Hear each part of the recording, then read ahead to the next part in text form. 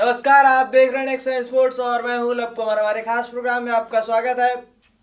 भारत का ऑस्ट्रेलिया दौरा खत्म हो चुका है और यहाँ पे भारत का अब न्यूजीलैंड दौरा 23 जनवरी से शुरू हो जाएगा। भारत पहले यहाँ पे 5 वनडे मैच खेलेगा, उसके बाद 3 टी20 मैच खेला जाएगा और ये वर्ल्ड कप की तैयारी के हिसाब से बेहद इंपॉर्टेंट मैच है, क्योंकि भारतीय टीम को यहाँ से सिर्फ 10 मौके बचे हैं अपनी टीम को बिल्ड करने के लिए। और यहाँ पे क्या होगी टीम कॉम्बिनेशन, साथ ही इसमें से दो महत्वपूर्ण खिलाड़ी इस स्क्वाड से बाहर भी हैं, जसप्रीत बुमराह और हार्दिक पांड्या पर सस्पेंड कर दिया गया उनकी आपत्तिजनक शब्दों की वजह से। बीसीसीआई ने सस्पेंड किया हुआ है। तो फैसला क्या आता है, क्या हार्दिक पांड्या दोबारा से टीम में वापसी करेंगे, क्योंकि छठे सातवें नंबर पे हार्दिक पांड्या महत्वपूर्ण कड़ी है। साथ ही जसप्रीत बुमराह गेंदबाजी में कमाल की गेंदबाजी के साथ में ऋषभ पंत का भी नाम सामने आ रहा है, जिस तरीके से उनका ऑस्ट्रेलिया में परफॉर्मेंस रहा है। लेकिन न्यूजीलैंड दौरे पे जो स्क्वाड यहाँ पे भेजी जा रही है, ये स्क्वाड कितनी काबिल है, क्या न्यूजीलैंड में ये स्क्वाड न्यूजीलैंड को हरा कर आएगी या नहीं, इसी सब को लेकर हम बात करेंगे। हमारे साथ अभिलाष जी जुड़ चुके हैं, नेक्स्ट स्पोर्ट्स के स्पोर्ट्स एडिटर है।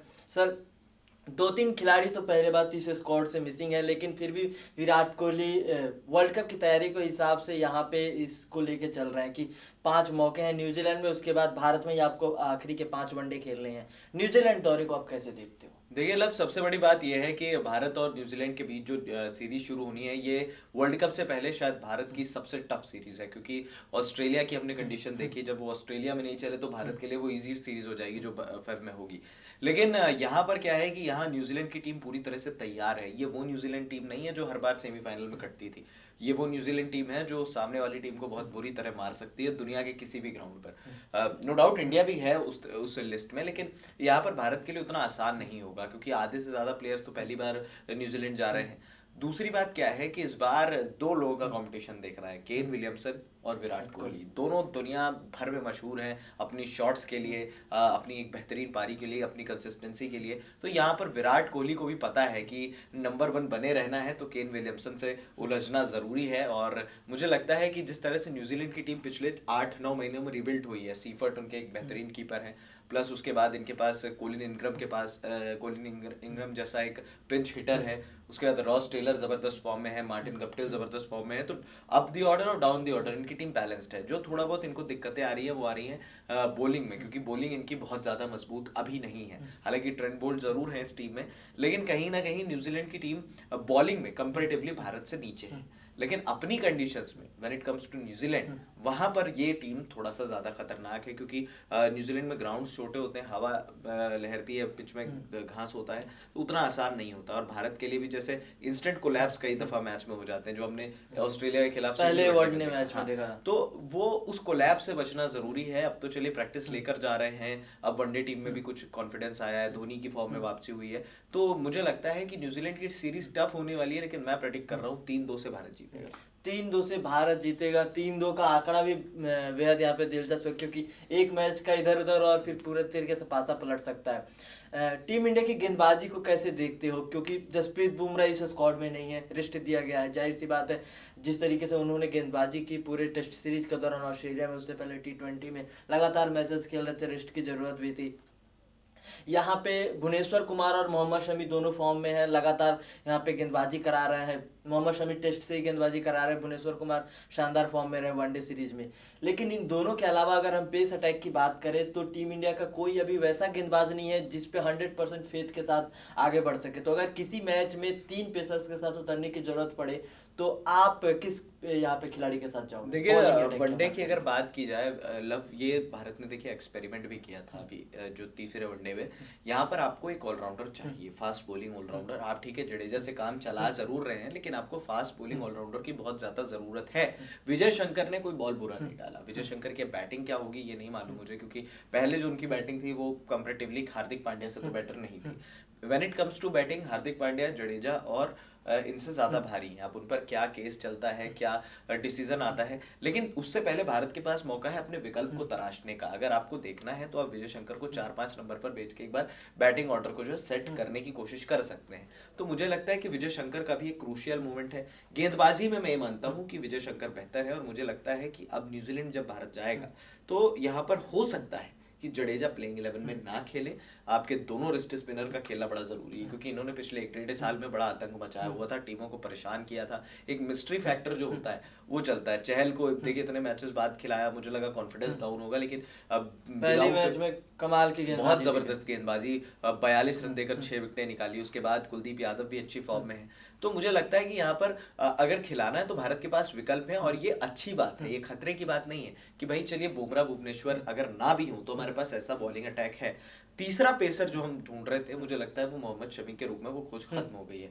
लेकिन 4 पेसर आप लेकर जाएंगे तो 4 में एज ऑफ नाउ अभी भी मैं ये कहता हूँ कि खलील अहमद सबसे ज्यादा बेटर हैं, और न्यूजीलैंड की कंडीशंस में अगर वो प्लेइंग 11 में खेलेंगे तो इसमें कोई हैरानी नहीं होगी, क्योंकि वो कंडीशंस उनको सूट करती है। वहां पर बॉल लहराता है, और जब जो लेफ्ट आर्म तेज गेंदबाज दोनों तरफ से बॉल को स्विंग कराना जान ले, उसके लिए न्यूजीलैंड और इंग्लैंड से बेटर कंडीशंस नहीं हो सकती। तो यहाँ पे ओवरकास्ट कंडीशन की वजह से टीम इंडिया को यहाँ फायदा मिलेगा वर्ल्ड कप में, क्योंकि मौसम एक जैसा ही रहता है इंग्लैंड और न्यूजीलैंड का।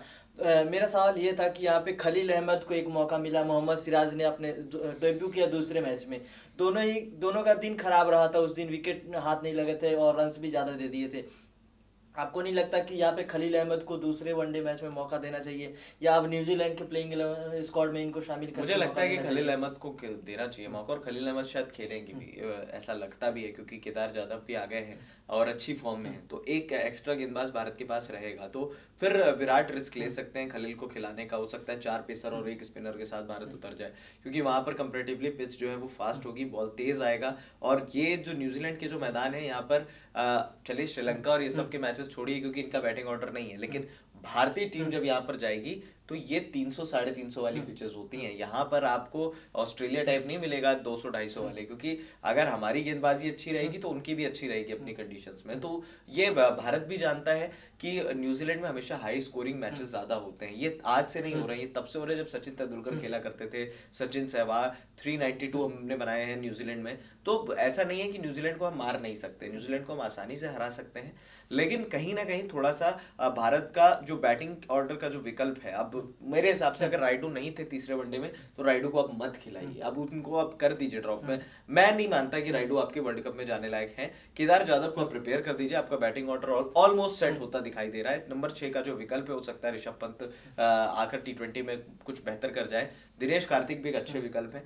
ऑलमोस्ट भारत की जो वर्ल्ड कप स्क्वाड की जो ड्रीम टीम है वो लगभग तैयार हो चुकी है। तो यहाँ पे बैटिंग न्यूजीलैंड की खासतौर पे यहाँ पे मैं बात कर रहा हूँ, यहाँ की बैटिंग ऑर्डर को आप कैसे देख रहे हो? महेंद्र सिंह धोनी 5वें नंबर पे खेलते आएंगे जो विराट ने बोला है, बाकी यहाँ पे दादा ने भी बोला 4थे नंबर पे खिलाओ, रोहित शर्मा ने भी बोला 4थे नंबर पे खिलाओ, बाकी लोगों का भी मानना है कि महेंद्र सिंह धोनी 4थे नंबर पे ज़्यादा सही है, या फिर दिनेश कार्तिक या केदार जाधव में से किसी एक को यहाँ पे। देखिए मुझे लगता है कि 4 नंबर, अब टीम मैनेजमेंट की जो सोच जा रही है, 4 अंबती रायडू अगर के लिए वो प्लेइंग नहीं में मानते नहीं है हैं, वो धोनी को भी नहीं मान रहे हैं 4 नंबर के लिए। इट डिपेंड्स कि जैसे हमने थर्ड वनडे में देखा कि आप चेज कर रहे हो और नंबर 4 पर आपने धोनी, तो वो मैच जल्दी खत्म कर सकते हैं। लेकिन जब आप पहली बैटिंग कर रहे होगे, 20-30 ओवर हो जाएंगे, तो फिर 4 नंबर पर कोई और ही बल्लेबाज आएगा जो गेम को चलाएगा, क्योंकि फिर पता है आपको, अगर 20-30 ओवर तक अगर आती है, 30वें ओवर तक भी अगर 4थे नंबर की नौबत आती है, तो फिर रोहित शर्मा, विराट या शिखर में से कोई एक मौजूद रहेगा वहां पे, फिर वो ब्लास्ट कर सकते हैं, फिर धोनी की उतनी